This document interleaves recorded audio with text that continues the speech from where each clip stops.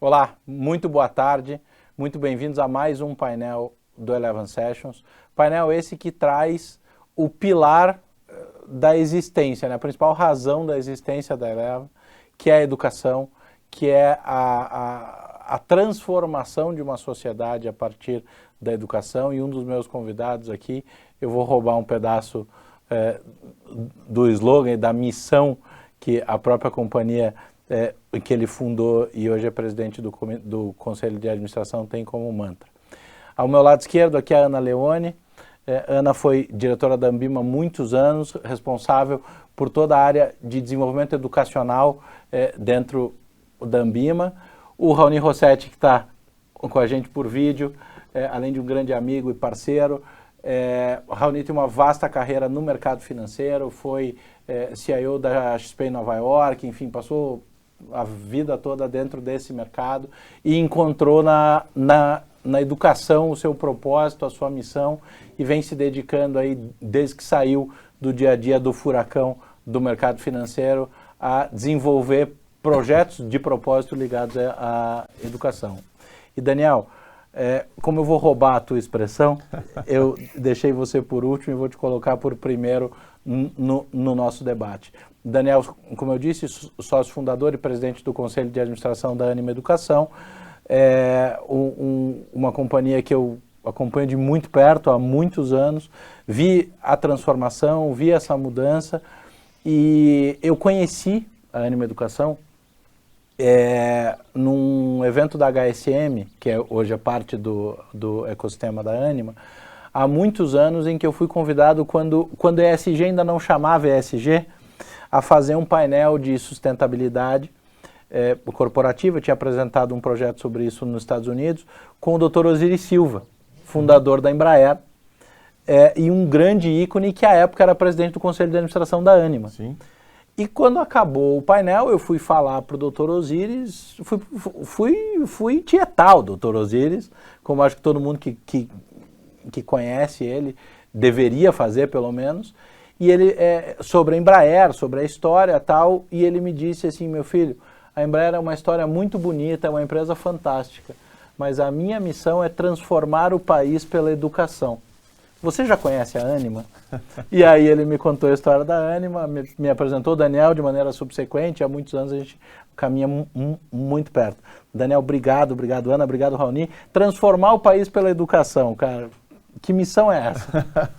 Bom, primeiro, prazer enorme estar aqui, incrível também acompanhar a história da Eleven, né? Então, algo desde essa época. Quando foi? Você falou? 2006?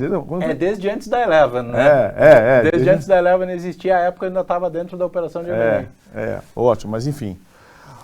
O Dato, a gente está passando eu não tenho dúvida, pela maior transformação da educação dos últimos 500 anos. A educação, ela foi... a proposta de valor da escola, da universidade, até pouco tempo atrás, quando eu falo pouco tempo atrás, até 30, 40 anos atrás, era você transmitir o conteúdo. Você era o lugar, a universidade é o lugar que você detinha o conteúdo e você então transmitia o conteúdo. E o que aconteceu com a Revolução Industrial? A Revolução Industrial, você simplesmente empacotou esse conteúdo de maneira com que você, você pensava, olha, eu vou ser muito mais eficiente, vou trabalhar com a eficácia de transmitir o conteúdo, e aí criou a proposta de valor eu entrego o conteúdo, você me dá uma prova e eu te dou um certificado. E aí você, enfim, criou toda a estrutura que é padronizado, você oferece a mesma coisa para todo mundo, o professor fica falando, o aluno ele fica de uma maneira passiva. E ele estuda para quê? Para fazer uma prova. Uma prova que cabe num gabarito. E se cabe num gabarito, ela pode ser substituída por um algoritmo. E aí você, como você teve essa experiência passiva durante todo esse tempo, quando você chega no mercado de trabalho, você fala, e aí, meu chefe, o que eu preciso? Né? Então, você está formando as pessoas, é quase um anti-empreendedor. É para que ele seja passivo. É isso que a indústria queria. Né? Enfim, ótimo, né? Não me causa problema. E aí você tem toda a estrutura, comando, controle, decorrente disso. Você tem todo um processo desenhado dentro desta perspectiva. Acontece que agora, com a inteligência artificial e outros fatores, essa prova que cabia num gabarito agora pode ser substituída por um algoritmo e aí então os robôs vão pegar esses empregos. Está sendo preparado para algo que agora você vai deixar de ser competitivo. O que a gente precisa fazer? Criar pessoas que sejam empreendedoras. A escola precisa ser redesenhada completamente. Não é mais conteúdo, mas é competência. Não é mais sistema fechado de ensino, que o que importa é que o professor ensinou. Mas eu estou falando de um ecossistema, algo totalmente integrado de aprendizagem. Não interessa o que o professor ensinou, o que importa é que o aluno aprendeu. E principalmente algo que dê significado. Né? Então, você não vai fazer uma prova para o outro. Você vai trabalhar, você vai estudar por projetos que tenham significado, que façam sentido para você.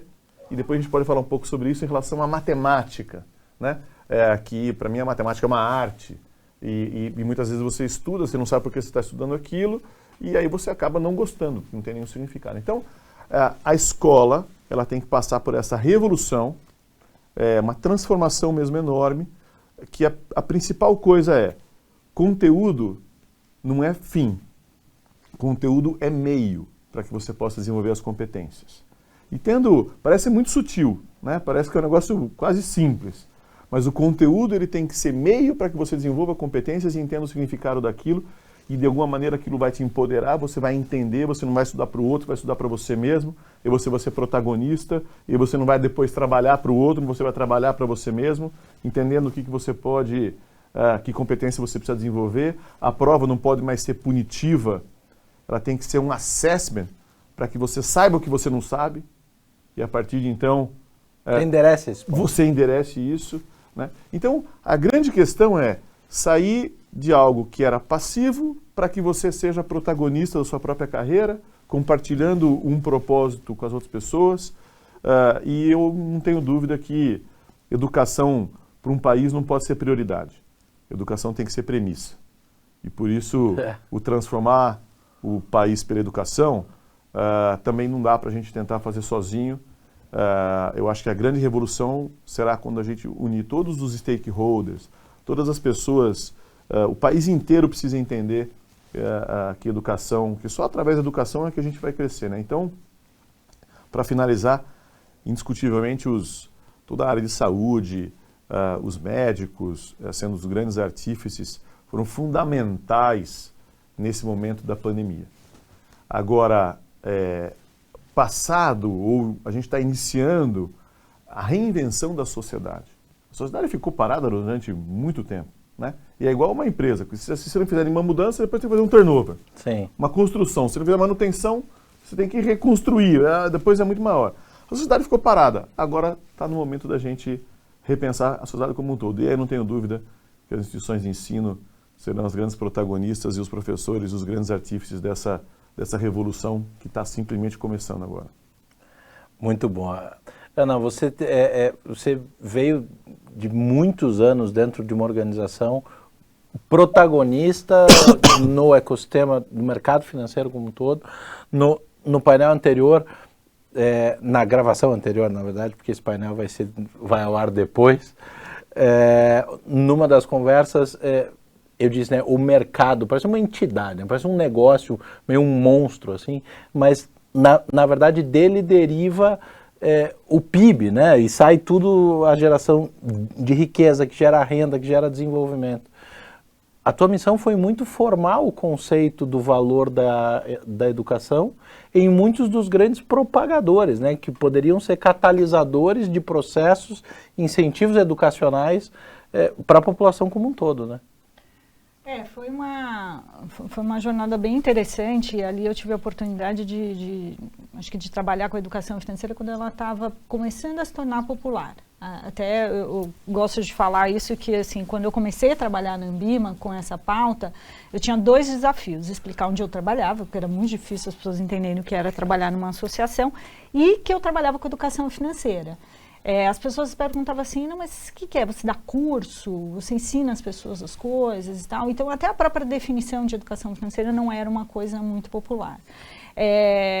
E aí, com o tempo, né, isso se tornou, hoje, quase todo mundo fala de educação financeira como sendo um direcionador de cidadania, né, super importante. E dentro desse universo do mercado financeiro, a gente tem dois agentes ali, dois grupos de agentes muito importantes. O próprio mercado e a gente está falando dos indivíduos.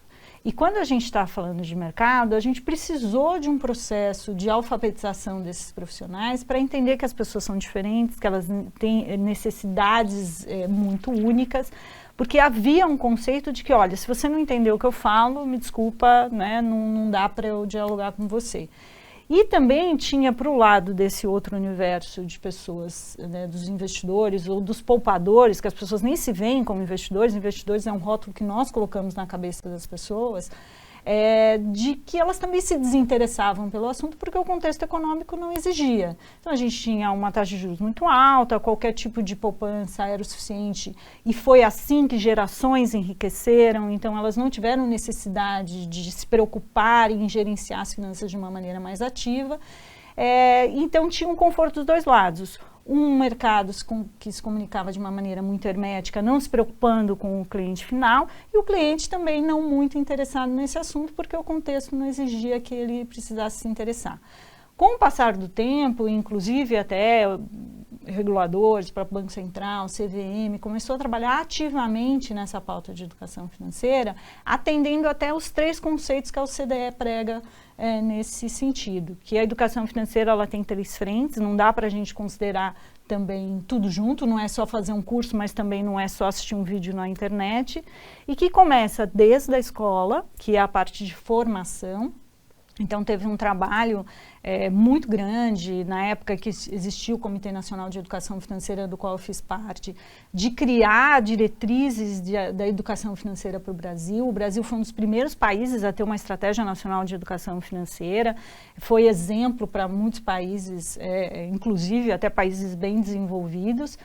E entrar com a educação financeira na base comum curricular como um tema integrador, justamente para formar uma nova geração de pessoas mais conscientes da sua gestão financeira. A gente tem números que são assustadores, vocês sabem disso. Hoje, assim, nos números mais otimistas, cerca de 3% das pessoas aposentadas conseguem viver com os próprios recursos, porque estamos vivendo mais, a gente tem todo um contexto social também, de longevidade, que está impactando as decisões ao longo do tempo, em que a gente precisa cuidar de gerações que estão vindo aí se formando para que isso não seja mais um problema.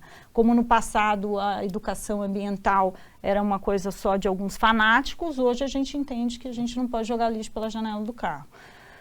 Depois a gente tem a parte de informação, que é outra definição da OCDE. E a informação ela é possível de se escalar assim como a formação, e eu acho que a tecnologia vem para ajudar nesse processo. E a informação, ela serve muito mais ao público adulto, aquelas pessoas que estão inseridas dentro já das decisões econômicas, que a gente toma decisões econômicas a todo tempo, e a gente precisa de informação para que essas decisões sejam mais bem tomadas. Então, nesse aspecto, também a gente precisa de um processo educacional, com uma linguagem limpa, acessível, uma abordagem que faça sentido para as pessoas, para que essas pessoas se sensibilizem da importância de cuidar do seu dinheiro e tomar decisões econômicas mais eficientes. E, por fim, a gente tem a orientação, que esse é o desafio, no fim, porque a gente consegue escalar muito pouco e as pessoas adultas precisam de orientação. Muito também, eu acho que utópico a gente achar que uma pessoa que precisa tomar uma decisão de assumir um crédito ou de fazer um investimento, de diversificar a carteira de uma maneira eficiente, ela vai sentar num banco de escola ou à frente de um computador e fazer um curso para tomar essas decisões. O que ela precisa é de informação, que seja uma informação limpa, desinteressada, mas acessível para as pessoas, e uma orientação que possa permitir que ela tome uma melhor decisão. E para isso, nessa orientação, aí sim volta de novo o primeiro agente, que são esses profissionais de mercado que precisam ser treinados para orientar bem, da maneira que as pessoas precisam, sabendo que elas têm necessidades únicas e elas lidam com o dinheiro de uma maneira totalmente emocional. Eu juro que eu não combinei, Raoni, mas se juntar a soma dos dois, da fala dos dois, chegou exatamente no ponto do seu propósito, né? Que é entender tudo que é diferente na necessidade das pessoas, compreender o que elas têm que fazer, agregar valor à vida, e passando diretamente pelos temas que a Ana trouxe, né? Conta um pouco da tua leitura do processo educacional, da transformação e do impacto na vida das pessoas, que eu sei exatamente o quanto isso é importante dentro do teu, né, mais do que qualquer coisa, projeto de vida. Perfeito, né? Bom, muito obrigado pelo convite. Muito bom falar com você, Ana, Daniel. Dato, pode me convidar sempre, tá? O nosso propósito é empoderar para evoluir vidas. Então, acho que é um propósito que casa com o que o Daniel passou para a gente. Eu trabalhei na XP por 11 anos, liderei renda variável, fui para Nova York tocar parte do business offshore. E ao longo da minha jornada, qual que era um grande desafio para nós? Formar profissionais de fato qualificados para atuar no mercado financeiro. Só que com a correria do dia a dia, as pessoas elas chegavam no trabalho e entravam naquele flow de informações, de rotinas, e a formação ela acabava demorando um pouco mais. Ela acontecia em extrema qualidade, mas era um pouco mais lenta em virtude do dia a dia operacional. No começo do ano passado, eu decidi empreender. E o que nós estamos montando, que vai muito em linha com o que a Ana e o Daniel falou, muito em linha com o que a Eleven está muito bem construindo nos últimos anos, nós queremos formar pessoas alinhadas com a sociedade para atuarem no mercado financeiro. E a nossa linha de formação, a nossa linha de qualificação, ela passa basicamente por 4 pilares. O primeiro pilar é o pilar de autoconhecimento. É muito importante, fala muito de clareza. É muito importante as pessoas saberem quem elas são, onde elas estão, para onde elas pretendem ir. Na sequência, nós nos aproximamos um pouco mais da Ambima, nós certificamos as pessoas com a certificação necessária para a linha de atuação mais aderente ao perfil dela. Na sequência, nós passamos para cursos práticos, para de fato mostrar o mercado financeiro como ele é. Então ele começa numa certificação, numa teoria, ele vai para o mercado como ele é. E por fim, eu diria que é um grande diferencial do que nós estamos falando. Eu vejo muitas empresas de educação para o mercado financeiro hoje vendendo logins e senhas. Elas vendem promessas, enchem a turma de alunos e esses alunos são abandonados aí depois do processamento do cartão de crédito deles. Nós temos uma área de recrutamento. E essa área de recrutamento, ela está conectada com as instituições financeiras, com os agentes autônomos, com a Eleven, como uma grande provedora de mão de obra. E isso é um baita de um alinhamento, né? Porque nós estamos alinhados com o mercado como um todo, formando mão de obra qualificada, alinhado com os clientes, com os alunos, com o real intuito de transformar a vida deles. E basicamente a linha é essa, né? Então eu fico muito feliz de ouvir algo muito parecido da Ana, do Daniel. Podemos fazer um brainstorming aí de construir muitas coisas em conjunto. Boa. Você sabe que eu assisti uma palestra nos Estados Unidos há alguns anos. E o cara tinha mais ou menos a minha idade, assim, não interessa qual é, né? Exato. Jovem. E ele disse o seguinte, né? Ele estava falando de uma alteração sutil, mas que inverteu completamente a lógica do processo de aprendizado, de aprendizagem e de desenvolvimento. Na nossa época de estudo, eu estudei por enciclopédia, estudei em escola que não usava apostila, usava livro. Então eu tinha livros e a minha escola era particularmente um tanto puxada, não sei como é que eu sobrevivi a ela, mas tinha uma carga de leitura para absorção muito grande. De conhecimento. E o grande diferencial onde os alunos se destacavam eram aqueles, como o Daniel falou, que sabiam as respostas, né? E com a internet, com a revolução tecnológica, a inversão sutil que eu ouvi nessa palestra, mas que muda tudo, é que agora as respostas são commodities e a gente precisa saber fazer as perguntas. Sim. E foi muito curioso a maneira como ele apresentou. Eu nunca tinha ouvido sobre esse prisma. Eu digo, pô, se parar para pensar, é isso mesmo. Eu vejo meus filhos, né? O Pedro com 8, a Júlia com 11. Assim, sinceramente, não faz sentido. E eles estudam hoje numa escola do mesmo grupo que eu estudei, com um método muito parecido com o que eu estudei. Claro. E a escola é excelente dentre as ofertas, mas o nível de defasagem é muito grande, né? O processo se trabalha com um nível de acesso à informação e de conhecimento, assim, não faz sentido uma escola que forma crianças hoje não tratar de temas que são fundamentais, né? Acho que até o nosso tema principal aqui, a educação financeira, já passa a ser um tema, já é mais legal ver esse movimento, mas acima de tudo, as crianças ainda têm que decorar, ainda têm que ir atrás de algumas coisas, e que hoje não faz sentido nenhum, né? Porque assim, com 11 anos, ela me ensina a mexer na internet, meu filho também. Então, o acesso à informação e a conhecimento virou commodity, né? Então, aqui, Daniel, eu vou aproveitar para te jogar uma pergunta que eu sei que é um desafio que você tem aí na tua vida empresarial, né? A Animal vem se transformando, mas recentemente fez um movimento com a chegada da Laureate que catapultou, né, o número de alunos, o tamanho da empresa de maneira exponencial. Como que você leva a qualidade, como que você leva esse conceito desse novo momento e modelo de aprendizagem com eficiência para tanta gente, assim? Como é que você consegue fazer isso? Ou se é que existe um roadmap claro para isso? Olha só, como é que... A pergunta é espetacular. Lembra, eu acabei de falar, o modelo de negócio da escola era a transmissão de conteúdo. Dentro desse modelo, como é que você consegue ter eficiência, ter escala, ser lucrativo e tudo mais? É você apostilar isso daqui. E aí você tem o crescimento dos sistemas de ensino do segundo grau na década de 70, né? Você tem ali, pegou a apostila, o melhor que tinha, tal, e tudo mais. E aconteceu uma coisa muito ruim, né? Você tem o crescimento, a entrada do ensino à distância no momento do Brasil, ele culminou com poucas pessoas que tinham diploma, no ano 2000, 4 ou 5% tinham diploma, e pleno emprego. Então todo mundo começou a procurar o mais fácil, o mais rápido e o mais barato, né? E isso fez com que muitas instituições de ensino usaram o ensino à distância com o mesmo formato, é exatamente a mesma coisa do que é a década de 70, ou o telecurso segundo grau, né?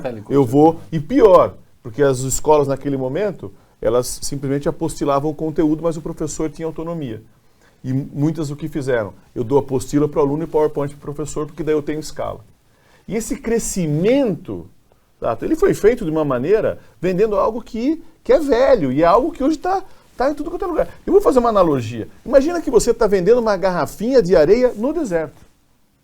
O que é isso? O que é cada grão de areia? A informação.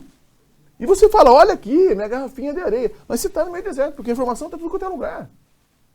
Agora, e aí tem gente empacotando e colocando num saquinho melhor, numa garrafinha melhor, tal. Algo que está aí em tudo quanto é lugar. O que você precisa fazer, de verdade, né? Não é mais vender areia. É fazer com que a areia, eu estou falando, é informação. Mas é transformar essa informação em conhecimento. Como que você consegue fazer isso aqui de maneira escalável? Aí você pode dizer, olha, se você pensa que a educação é a mesma para todo mundo, o formato de você escalar é padronizar. Se você pensa que a educação ela é personalizada, aí você inverte essa questão do escalável, né? Porque ela é personalizada.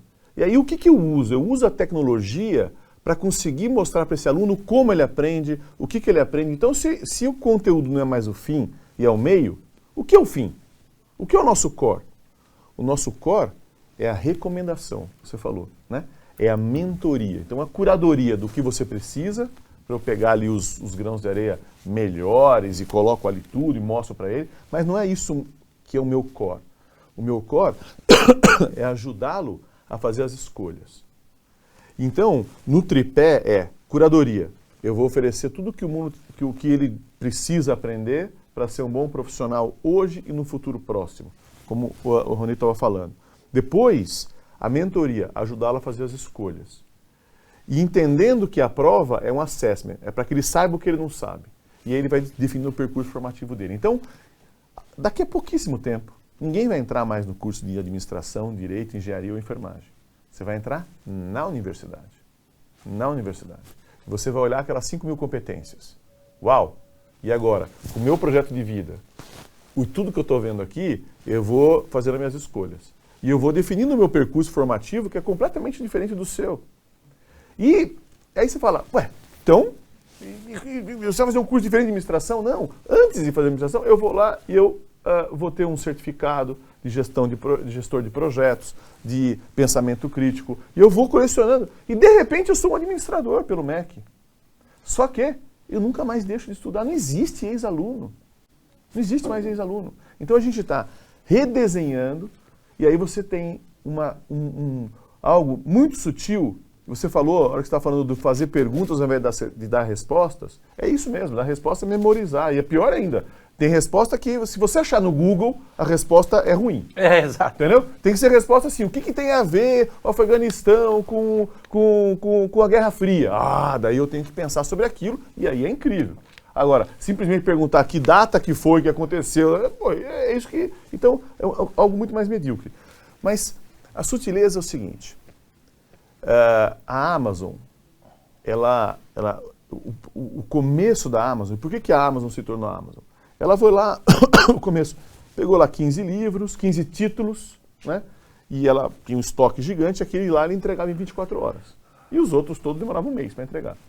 E ela foi ampliando isso daqui até que falou, olha, nós temos que, imagina, ela falou, é impossível ter todo o estoque para conseguir entregar em 24 horas. E o foco da Amazon, olha que coisa simples e incrível, não era vender livro. O foco da Amazon é fazer com que você lesse o livro. Então, é a recomendação de algo que vai fazer sentido para você. Porque se você lê um livro, ela fala, olha, se você gostou de A, leia D. Aí você lê D. Olha, então agora tem o J, né? Não é o linear. Aí você criou um apreço, você criou o desejo. A Adélia Prado fala, eu não quero faca, eu não quero queijo, eu quero fome. Aí você criou a fome do aprender, a fome do ler. E aí, mas não precisa fazer mais nada. Ela não precisa mais vender, compram dela. Então, o grande desafio da escola não é entregar conteúdo, é fazer com que você tenha o desejo de aprender, algo que tenha significado para você. E a hora que você aprendeu algo que tem significado para você, aí você criou aquela gana, aquele desejo, você despertou a curiosidade, você despertou essa fome, essa sede do aprender. E esse é o grande desafio. Então, como você consegue fazer uma educação personalizada? Né? Não é entregar a mesma coisa para todo mundo, é fazer com que tentar mostrar para cada um, entregar o que ele precisa, e aí ele vai ter significado, e aí você despertou essa fome, esse desejo, e aí você consegue fazer isso numa escala exponencial. Não é numa escala de padronização e entregar livro e um professor para cada 200 alunos. Essa escala tem um limite. Do jeito que eu estou falando, é uma escala exponencial. Então, respondendo para você, é uma escala desse outro formato, é mais complexo, evidentemente, não é formatar e entregar um conteúdo, mas a escala é exponencial. Isso é quase lacaniano, que tem o significado e o significante na história, mas se eu entrar com um Lacan aqui, a gente vai embora e não extrapola o tempo. Diga, Ana, você ia falar. Eu gostei do que você trouxe dessa questão de saber, da gente dar as respostas, né? Quando a gente está falando, e eu fui vários anos responsável pela área de certificação da Ambima, e ali a gente percebia assim, uma busca pela educação simplesmente, ou pela qualificação, ou simplesmente para resolver uma questão regulatória, uma exigência de mercado, e pouco do interesse dos profissionais para buscar aprimorar a sua carreira. Tanto é que o exame era o principal de um processo que a educação continuada deveria ter um maior peso. E eu me lembro, numa época que a gente estava reformulando o programa de certificação, as instituições também, elas exigiam muito dos seus funcionários que soubessem o que são as coisas. Então, o que é determinado produto e não para que serve ou para quem é adequado. Então, o hard skill que se fala que era o exigido e o essential skill, que é entender de gente, aquilo passava um pouco ali pela exigência de mercado. E aí, na época que a gente estava ali fazendo, né, a reformulação do programa de certificação, era uma época que eu estava recebendo bônus e eu queria investir, e aí foi o banco que nos atendia lá, um profissional, fazer um plantão, e aí eu fui lá querer, né, saber exatamente o que eu ia fazer para investir, perguntei as coisas para ele me respondeu prontamente, e eu falei, bom, eu vou aproveitar essa oportunidade para fazer um laboratório aqui com esse profissional.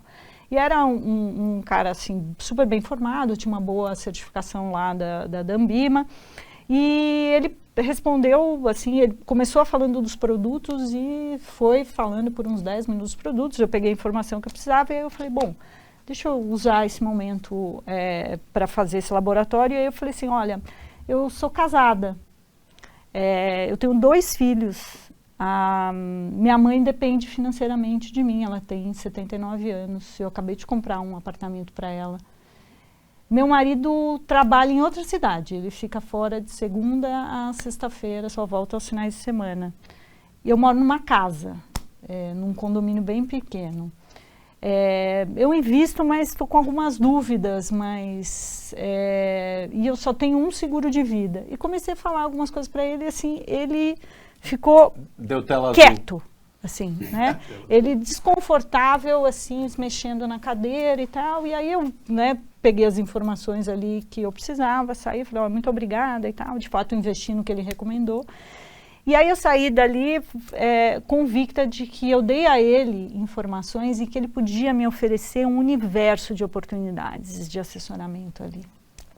E que é uma queixa muito grande dos clientes, que as pessoas não atendem às suas necessidades. Então, claramente, aquele profissional muito bem capacitado, que soube dar todas as informações que eu precisava sobre investimentos, até alguns que eu não entendi, eu considero que eu até sou um pouco acima da média ali, de conhecimento técnico de produto, ele não sabia o que fazer com as informações que eu dei para ele, que eram informações que todo mundo precisa. Então, ali, que é uma das competências que os clientes exigem dos profissionais, que é a pertinência na oferta de produtos, eu dei a ele a possibilidade de me oferecer 5 ou 6 produtos de cara, né? Um seguro de vida, um seguro de casa, uma previdência no qual pudesse beneficiar os meus filhos que eram pequenos, um seguro de vida que pudesse beneficiar minha mãe, enfim, né? Um elenco ali de produtos.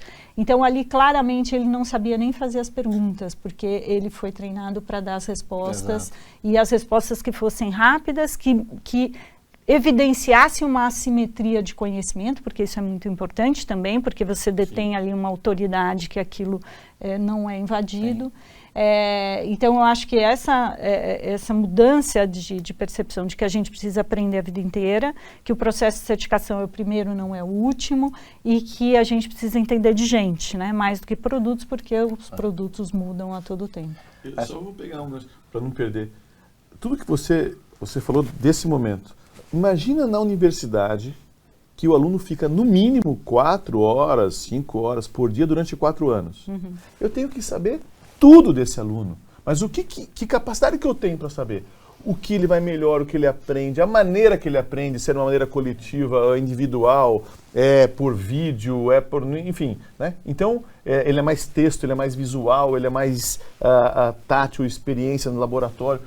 Aí você ajuda o aluno a saber coisas que ele nem sabe. Sabe, Dato, toda vez que você trabalhou em grupo e você discutiu, você se constrói no coletivo. Então, quando você for estudar, é muito legal, tal. Ana, você...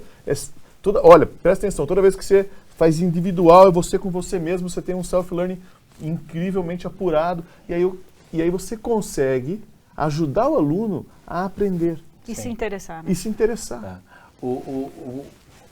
Quando você falou, né, Raoni, do primeiro pilar do autoconhecimento, trazendo para a educação financeira, para a instrumentalização, né, que é muito da tua missão aí, acho que o autoconhecimento deve trazer consigo uma premissa de empatia, né, porque assim, se você faz o exercício do autoconhecimento, em tese você tem uma tendência maior a respeitar o interlocutor, a respeitar quem está do outro lado.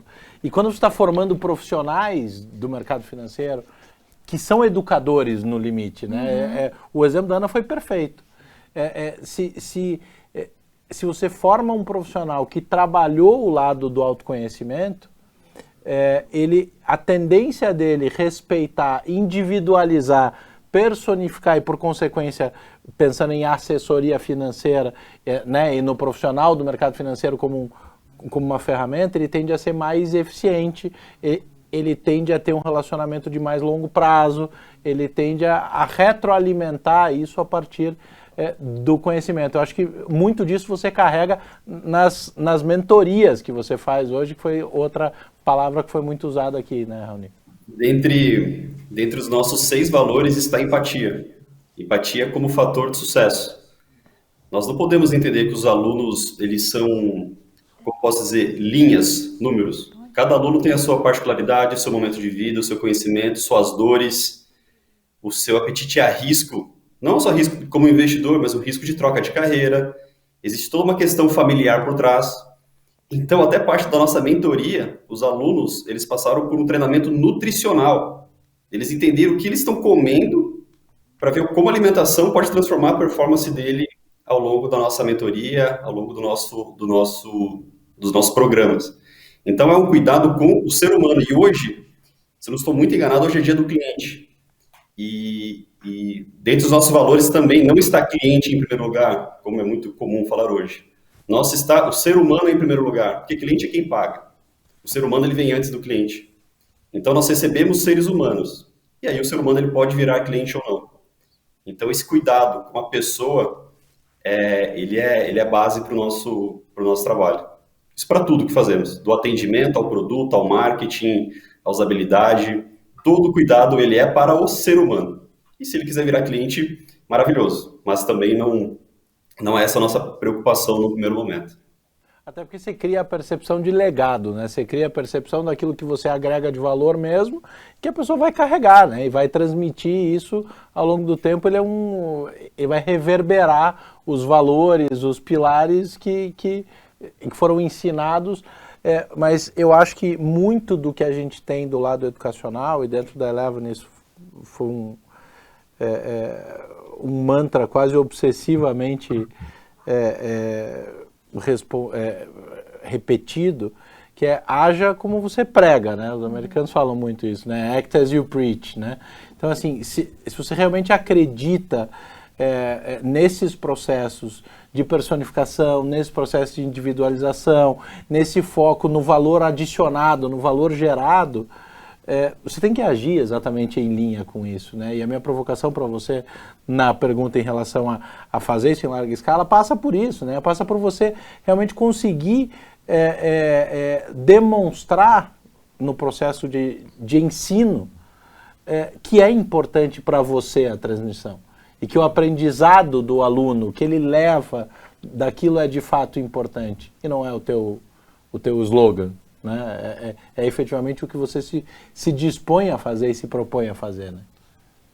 Eu falo o seguinte, Dato, você não ensina o que você sabe, você ensina o que você é. Então, uma universidade, se ela se propõe a formar essas pessoas que eu acabei de escrever, né, que são pessoas que são empreendedores, que eu uso o termo, eu gosto muito do termo que é Ikigai, que é um termo japonês, que é razão de ser. Né? E ele é a confluência entre o que você faz bem, o que você ama fazer, o que o mundo precisa e o que o mundo paga para. Então, o que você precisa fazer dentro da escola? Fazer com que as pessoas descubram o seu Ikigai. E o nosso Ikigai, o que é o que a gente faz bem, enfim, né? O nosso Ikigai é desenvolver o Ikigai dos alunos. E, do outro lado, fazer com que eles não tenham medo de errar. Né? A prova não pode ser punitiva, por isso que eu falei, a prova tem que ser um assessment. Né? Então, eles sabem fazer escolhas, a gente é fruto das nossas escolhas. Agora, se é o walk the talk, se é que a gente quer ensinar isso, a gente tem que ser isso. Então, você quer que eles trabalhem com times, com a diversidade. Você vai para a escola para quê? Você vai para a escola para conflitar os seus próprios pensamentos, para quebrar os seus dogmas, para conseguir conversar com o outro e ouvir o outro, e ouvir e escutar algo diferente do que você pensa e refletir sobre aquilo. Então, é para isso que vai para a escola. E aí você cresce na diversidade. A diversidade é um ponto crucial dentro da escola. E a hora que você fala de empatia, enfim, Os algoritmos das redes sociais só nos mostram aquilo que a gente deu um like. Então você vira e fala o seguinte, todo mundo pensa igual a mim. Todo mundo quem? Todo mundo que você deu um like. Todo mundo que você segue. Então eu até sugiro, dê um pau no algoritmo. Começa a dar like em um monte de coisa que você não tem nada a ver. E aí sim, o que é a escola? A escola, a universidade é este ambiente de você quebrar essa questão dos algoritmos, digamos assim. É o lugar da sociedade que você pode e deve desenvolver a empatia. Então tem que ser lugar da diversidade. Uma floresta tão rica quanto mais diversificada ela for. Então, quanto mais... A hora que eu falei para você, você não entra mais no curso de administração, direito e engenharia, mas você vai ver aquele monte de competências. Cada sala que você vai estar, ou cada competência que você está desenvolvendo, é com um grupo de pessoas diferentes. Na mesma sala tem gente que está fazendo, entre aspas, direito, outro que está fazendo engenharia, outro está fazendo administração, outro está fazendo enfermagem. Isso é incrível. E tem mais. Você nunca vai mais parar de estudar. A gente estava falando um pouco sobre isso, estava falando do lifelong learning. Imagina que você fez 4 anos de academia. E aí você fala, agora não precisa fazer academia, porque eu já fiz 4 anos. Seria bom, isso, né? Seria bom, mas não é isso. No meu caso, você sabe que eu não fiz, né? Dá pra ver. Sabe o que você falou assim, seria bom? Olha que coisa muito legal que você colocou, que remete ao que eu acabei de falar, né? Seria bom se você não gostar. Exatamente. Porque se você é uma leitora de livros, igual se eu falasse para você, você vai ver todos os filmes durante 4 anos. Depois você não pode mais ver filme nenhum. Nenhuma série, não interessa mais. E vão ser lançados outros. Você fala, não quero isso. Por que você não quer? Porque você ama ver série. Uhum. Então se eu falar, você vai estudar 4 anos e depois vai parar. Você fala, não quero, eu quero continuar aprendendo. Aí vai na academia e depois vai parar. Só que não, porque é legal ir na academia, né? Você vê o benefício, essa é a questão, né? Eu quero dizer que a gente nunca mais vai parar de estudar e vai ser algo simbiótico, algo indissociável, algo, como eu estava falando, que tem que fazer, tem que dar sentido, por que você vai fazer aquilo. Então eu estou falando muito aqui de significado. Quando eu digo simbiótico você vai acordar e a sua agenda vai ser das 9 às 11, uma reunião das 11 a meio-dia e meia, reunião com o seu grupo de MBA, e depois você não vai saber quando você está estudando, quando você está trabalhando, é algo indissociável, algo integrado, né? O pessoal, o profissional, enfim, então a hora que você vai crescer na diversidade, você vai crescer conflitando suas ideias com as dos outros, refletindo sobre aquilo.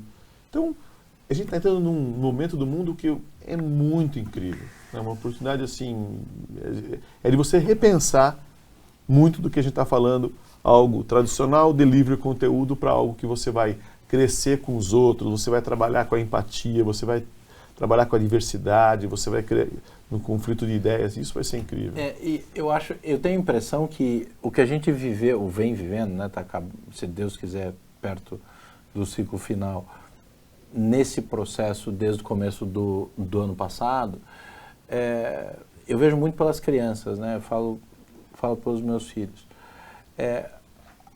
Socializar na escola é exatamente conviver com os diferentes, né?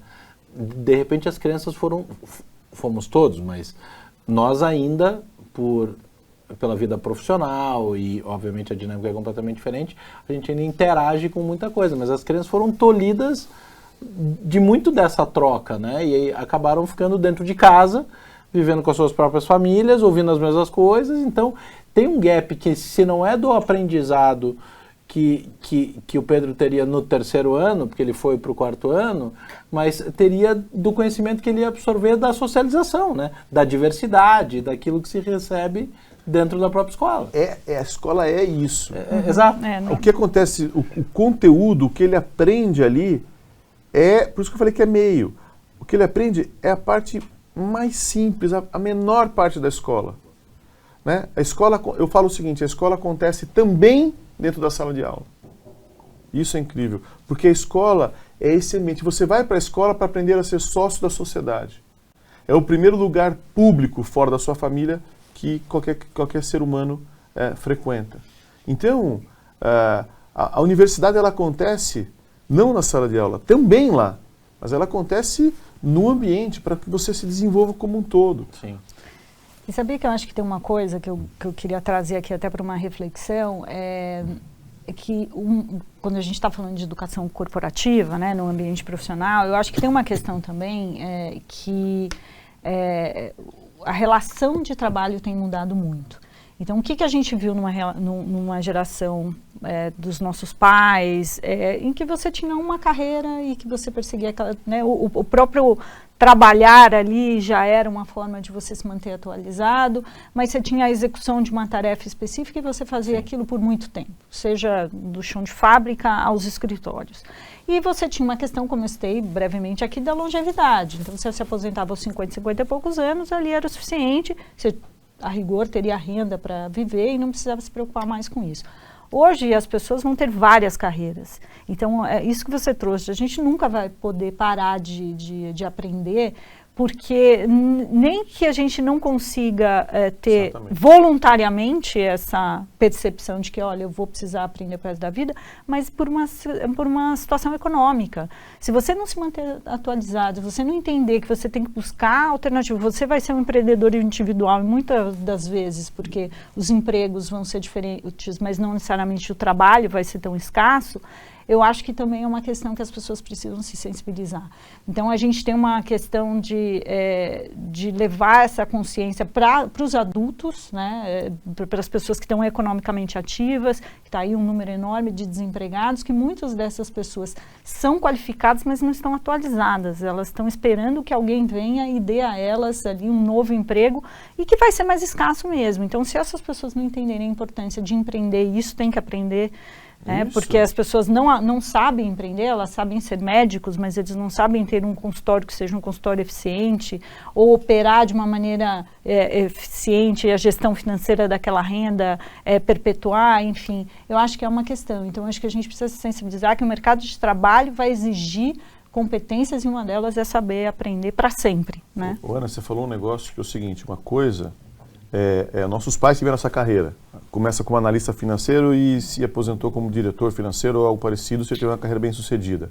A gente fica 10 anos numa empresa, 15 anos na outra, 8 anos na outra, tal. Os nossos filhos vão ficar 6 meses. Eles estão entrando na era do pós-emprego. E o pós-emprego é trabalhar com times diferentes, squads diferentes por projetos. Eu estou na terceira carreira. Então assim, olha que eu acho que eu vou ter os nossos filhos quarta. Vão trabalhar por projetos, né? O tempo inteiro. E aí é o tempo inteiro, por isso que eu falei que é algo simbiótico. Cada hora ele está num projeto, a cada 6 meses acabou. E acabou. E que incrível, encerrou. E maravilhoso. Então, por exemplo, a Anima, eu não posso olhar como um lugar que tem 20 mil pessoas trabalhando. Né? São 2 mil squads com 10 pessoas trabalhando. E aí você já se molda dentro desse desenho para que você possa, inclusive, ensinar. E aí que eu falo, é de você escolher ali as competências e tudo mais. Mas o que você falou, eu concordo totalmente. Eu acho que até essa questão da era do pós-emprego, as carreiras... A carreira a gente vai ter que construir, ela não vai ser dada, ela vai ser construída de uma maneira mais ativa. A carreira não vai ser nunca mais linear. Né? A carreira é uma carreira em espiral. Você vai crescendo e absorvendo todas essas experiências e aí você vai evoluindo. Eu gosto de uma frase, para não me alongar muito aqui, mas que eu aprendi ainda muito nova, então eu tive essa sorte de que, olha, se você trabalhar numa empresa que tenha plano de carreira, fuja dela, porque quem tem que ter plano para a sua carreira é você. Se alguém tiver plano para você, para a sua carreira, alguma coisa está errada. Então as pessoas cada vez mais vão precisar se conscientizar disso. Só para parar de falar assim, ó. Eu vou me empolgando aqui, você vai estar vendo, né, Dato? Mas, vem pra cá no estúdio pra gente ficar aqui toda tarde inteira. Eu vou fazer presencial com vocês. Mas eu queria completar algo que você falou agora, Ana. É a questão do protagonismo. Né? Quantas pessoas elas ficam conformadas em serem telespectadoras do sucesso alheio. E ela fica ali na dependência de um gerente de RH ou de um plano de carreira de uma empresa, terceirizando para alguém, terceirizando para uma instituição o recurso mais escasso dela, que é o tempo. E aí o tempo passa, e as coisas não acontecem, e de repente a pessoa ela fica perdida. Né? Fala, puxa vida, e agora? Né? Abri mão de tantas coisas, o tempo passou, e eu não fiz o que eu precisava. E o mercado financeiro, o nosso trabalho aqui, o trabalho de vocês, o trabalho do Dato, a gente quer muito provocar a liberdade das pessoas. E não é só a liberdade financeira, a própria liberdade de pensamento, né? A questão do protagonismo. As pessoas, elas querem a liberdade, mas elas ficam presas em um mundo de escravidão, e um mundo de escravidão que elas mesmas colocam na cabeça delas. É a escravidão do medo da troca de emprego, é o medo da troca de carreira, é o medo de assumir uma nova função. Então, cabe a nós, que trabalhamos com educação, despertar, provocar essas pessoas para elas se libertarem da escravidão que elas mesmas acabam na cabeça delas. E só aproveitando aqui a palavra, né, em relação ao sistema de ensino educacional, que sei por ele, né, eu tenho muito mais jovem que o Dato, né, eu tenho 34 anos, e eu lembro muito bem da minha infância, né, puxa vida, faz lá um ensino médio, vai para a faculdade, estuda bem, tira boas notas e depois procura uma empresa para você trabalhar pro resto da vida. Então eu concordo sim, que as carreiras elas serão, ou melhor, o tempo em empresa, o tempo em projetos, eles serão cada vez mais curtos e as pessoas querão cada vez mais enfrentar novos desafios. Daí a importância de trabalhar com empreendedorismo, com habilidades e competências e não aquela grade... Eu estudei engenharia mecânica na USP, recentemente eu olhei a grade curricular e ela é praticamente a mesma de quando eu me formei, né? Será que esse é o futuro? Eu imagino que não. Você falou uma questão do medo e para mim, assim, quando você está pautado pelo medo e a escola você está pautado pela prova, né? Então é pelo medo, comando-controle é pelo medo. O medo nos afasta daquilo que a gente não quer, mas o amor nos aproxima daquilo que a gente quer. E aí, você tem que deixar... O amor, eu estou falando o amor mesmo, mas eu estou dizendo... O amor é você entender quem você é, entender o seu projeto de vida, ir atrás, e não pelo medo. Né? O medo, o máximo que você vai ser é te afastar daquilo que você não quer. E você fala, ok, então eu estou lá vivendo, e aí você fala, você não descobriu o propósito. E do outro lado você estava falando de empreendedor, e o empreendedor é aquele que tem propósito, o empreendedor é aquele que descobriu o que ele quer fazer na vida, o empreendedor é aquele que se conhece, desenvolveu o autoconhecimento para desenvolver a autoestima, para que não tenha medo de ousar, de arriscar. Empreendedor é diferente de empresário. Para mim, empresário é quem tem empresa e corre risco. E empreendedor trabalha por propósito. Tem empresário que não é empreendedor, e tem empreendedor que não é empresário. Quem? Mas é muito mais legal você ser empreendedor e não necessariamente empresário. Você pode ser um empreendedor arriscando com o CNPJ do outro, desde que aquilo realmente tenha significado. Muito bem. Passando para a nossa parte final aqui, infelizmente, porque esse tipo de papo dura... Aliás, tem sido incrível essa semana, porque os painéis têm sido assim. Os painéis que eu tive a honra e o prazer de participar aqui, ele vai chegando no fim, vai dando aquela sensação de... eu queria mais tempo, né? Raoni, você tem uma missão, tratando o que a gente falou aqui como se não como uma verdade, mas uma demonstração de uma tendência inexorável aí dessa transformação toda, é um grande desafio cumprir o papel de formar profissionais, né, ou seja, levar o meio de formação para profissionais que vão trabalhar no mercado financeiro, partindo da verdade ou da tendência dessa mudança das carreiras, da dinâmica. É aí que você tem que tratar e colocar ainda mais neste profissional e nesse profissional que vai ser formado o que o Daniel chamou de amor e o desejo de continuar aprendendo. Porque senão é muito perecível o que você consegue entregar no curto prazo, né? Perfeito. É isso aí. Por isso que eu digo que nós não temos clientes. Nós temos seres humanos que nós acompanharemos aí por um bom período. Só que a grande beleza do mercado financeiro é que, como todo dia está acontecendo alguma coisa nova, a nossa capacidade, a capacidade da Eleven de estar a todo instante reinventando, trazendo valor para uma notícia. Então, muito mais do que uma notícia que possa sair do valor econômico, aquela notícia ela pode virar uma aula, ela pode virar um conteúdo que transforme a forma com a qual o nosso telespectador, aluno, ele vai absorver aquele conteúdo. Então, aquele cuidado de fazer parte do dia a dia das pessoas. E não ser uma escola com login sem a data para começar e data para terminar. E o mercado financeiro ele favorece muito isso, né? Dado o constante fluxo de novas notícias, de novas informações. Mas, de fato, é um grande desafio, e o mercado financeiro, como tem aquele sentimento natural, que envolve dinheiro, né, a ganância, tem muito imediatismo, aí cabe muito a nós o alinhamento de propósito de vida, e a clareza que nós trazemos para as pessoas será que não dá para alinhar propósito de vida com propósito de trabalho? E aí tudo fica mais leve. O trabalho deixa de ser aquela coisa pesada e vira algo muito mais prazeroso. Por isso que o nosso programa ele começa com uma mentoria de autoconhecimento, para depois entrarmos na parte mais pesada ali, que é o mercado financeiro propriamente dito. E aí é exatamente o que você fez com a tua própria vida, né? Você mudou todo o teu meio de vida em troca desse propósito, né? Exato, até o cabelo cresceu. E esse propósito novo jamais envolveu cortar o cabelo, né? Não. Ana, muito obrigado. Assim, vou abrir para vocês deixarem uma mensagem. Acho que educação é efetivamente o core de tudo que nós todos aqui fazemos.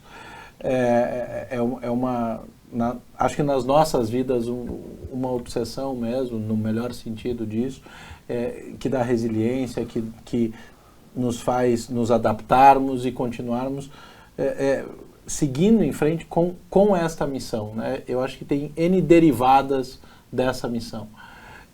Muito obrigado por dividirem esse painel. Daniel, obrigado. Assim, o Daniel falou no primeiro Eleven Day, né? Que até não lembrava nem quando que isso tinha sido. Acho que foi em 2015. Em que a gente contava nos dedos as pessoas que nos conheciam e que tinham vontade de ouvir, e hoje são, com certeza, milhões de pessoas já foram impactadas por alguma coisa que a gente fez ao longo do nosso tempo. Falar de educação para mim é um grande prazer, e ter vocês aqui. A Ana sabe que dentro do próprio ecossistema aqui do Modal, eu puxei, né, a Ana para perto para dizer tem muito valor a ser agregado. Então, muito obrigado, e deixo aberto para as palavras de vocês aí, para deixar para todo mundo que segue o Eleven Sessions uma mensagem do que você quiser.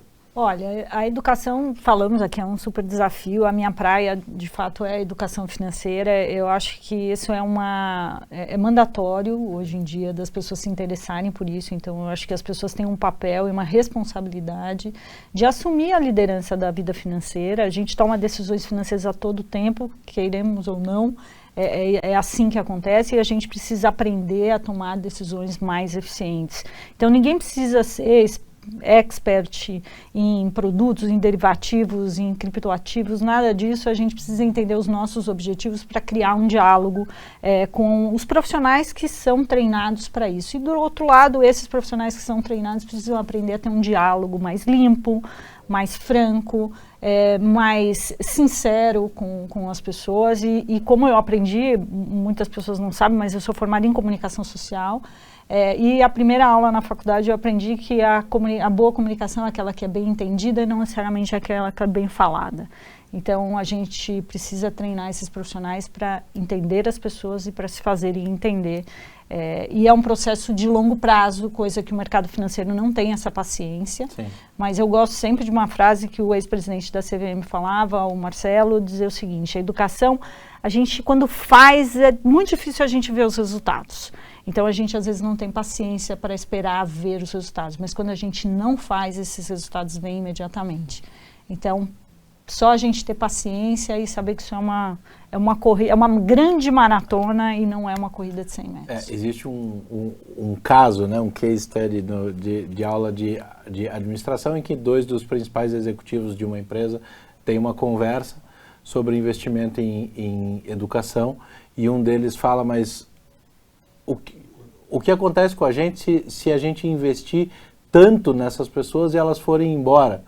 E o outro diz assim, mas será que isso é pior do que a gente não investir e eles ficarem? Exatamente, muito bom. Acho que é exatamente esse racional. Raoni, tuas considerações finais, que eu vou fechar com o Daniel, porque eu abri com o Daniel. Legal, maravilha. Parabéns pelo evento, eu sou fã demais da Eleven. Lembro muito bem quando o Dato chegou na XP com um papel na mão, e aquilo ali era o sonho dele, era Eleven. Então é muito gratificante ter participado dessa jornada com você, parabéns. Tenho certeza que se hoje são milhões de pessoas, daqui a pouco vão ser, bom, muito mais gente. Né? Parabéns pelo trabalho, contem comigo. Aos telespectadores, minha recomendação é: utilize o mercado financeiro como um meio para o atingimento dos seus sonhos, não como fim, sem aquela ansiedade de já quero ganhar muito rápido, vou fazer uma operação aqui para tentar ganhar um pouquinho mais no mês ou não. Olhe para o mercado financeiro como uma jornada e não como uma corrida de 100 metros. Boa. Daniel, por favor. Bom, primeiro, enfim, incrível estar aqui. Você sabe o quanto eu admiro o trabalho que vocês fazem, esse evento, essas discussões, né? Então, levando educação para todo mundo. E eu entendo a educação como algo extremamente singular, que é a essência da vida, né? Mas justamente, e também algo muito eu digo assim, justamente por ser essência, é algo simples, né? Mas quando você fala de educação financeira, é a mesma coisa, você fala assim, olha, não, eu vou meditar. Meditar é algo, parece mais sofisticado. Quando você fala, né, eu vou respirar, com o olho fechado, tá bom, então é algo mais simples. Educação financeira é isso, né? É você aprender matemática para a tua vida, algo mais simples. E eu estou dizendo que, quando eu falo do aprender, e a gente falou muito aqui do significado do aprender, eu acho o seguinte, Dato, o oposto da morte não é a vida, o oposto da morte é o nascimento, né? O oposto da vida é você simplesmente existir. E você existir é aquela pessoa que quase faz alguma coisa, mas nunca faz nada, né? O viver é você aprender, você ser uma pessoa inconformada, ser uma pessoa apaixonada, e para mim vocês são exemplos disso. Tem um texto que algumas pessoas falam que é do Veríssimo, mas é da Sarah Wispel, se não me engano, e ela fala, muito pior do que a convicção do não, ou, né, ou aquela incerteza do talvez, é você viver no quase. E são aquelas pessoas que pedem meia porção, tá tudo mais ou menos, tá meio tranquilo, tal, e não são aquelas pessoas inconformadas. Para você mudar a sociedade de verdade, tem que ser aquelas pessoas inconformadas. E ela acaba esse texto dizendo, quem quase morreu ainda vive, mas quem quase vive já morreu. E eu tenho certeza, e para mim é um prazer estar aqui, porque as pessoas que estão aqui nessa mesa estão longe do quase, são aquelas pessoas que realmente fazem, e o que a gente precisa na sociedade é fazer com que as pessoas sejam aquelas indignadas, apaixonadas, competentes, e que tenham essa gana de querer mudar o Brasil, mudar a sociedade. A gente está num momento único, que se a gente der as mãos, a gente vai conseguir ter um país, ter uma sociedade, né, maravilhosa que a gente sempre sonhou. Mas vai depender dessas pessoas que não aceitam o quase, não pedem meia porção, odeiam o tofu, beijo, sabe essas coisas, tudo meio morno, né? Não dá, né? São aquelas pessoas que transbordam, são aquelas pessoas que fazem diferença, são os loucos. Tem uma frase de Nietzsche, eu já vou me enlouquecendo aqui, né? Assim, para finalizar mesmo. Nietzsche falava, a gente tem que proteger os fortes dos fracos. É isso mesmo, os fortes dos fracos. E eu poderia complementar, ter ousadia complementar Nietzsche. Temos que proteger os loucos dos sãos, os inconformados daqueles conformados, os apaixonados dos indiferentes. E aí sim, a gente tem que estar junto para fazer um país completamente diferente. Obrigado de coração por estar aqui. Sensacional, Daniel. Sobre loucura, para eu fechar, sobre essa transformação e esse momento, eu queria contar uma história em 45 segundos. Ano passado, a pandemia chegou, foi aquele grande susto, um grande choque, os mercados financeiros desabaram, as perspectivas, houve uma grande nuvem, né? Tem uma frase que eu repito muito para os meus times e nas análises que eu faço, que é o mercado como um todo não tem medo de crise, tem medo do escuro, e a gente entrou numa grande escuridão naquele momento, porque crise tem preço, né? E a gente estava numa grande escuridão. E no meio daquela escuridão eu recebi uma ligação do Daniel, dizendo, cara, estou inventando um negócio aqui que foi um movimento chamado Não Demita, em que ele engajou pessoas e empresas e, assim, fazer parte daquilo naquele momento foi incrível, porque, assim, o Daniel engajou na primeira leva empresas como a Natura, né, junto com a Anima, enfim, tantas empresas listadas, todos os grandes bancos e tal, E ele ligou pra gente, né? Porque eu pequenininho nessa história, assim, dizer assim, porra, mas era uma sinalização daquilo que a gente podia fazer. E eu sentei com os meus sócios, né? A gente levou 8 segundos para tomar a decisão de que a gente ia fazer parte daquilo, a gente ia aderir àquilo sem pensar, a gente ia fazer e depois a gente ia descobrir onde ia dar. É um pouco dessa carga de paixão, de loucura e de convicção, e de dizer o seguinte, se tem um propósito aqui, ele é muito maior, não tem resultado extraordinário com esforço ordinário, né? Que essa é uma outra frase que eu repito que nem um papagaio. Eu tenho certeza que todos dentro da Eleven já ouviram essa frase em algum momento do tempo, porque eu acredito com toda a minha alma. Não tem resultado extraordinário com esforço ordinário. Há 6 anos nascemos com um sonho: ser a fonte de conhecimento de todos os investidores do Brasil. Sejam eles grandes, médios ou pequenos.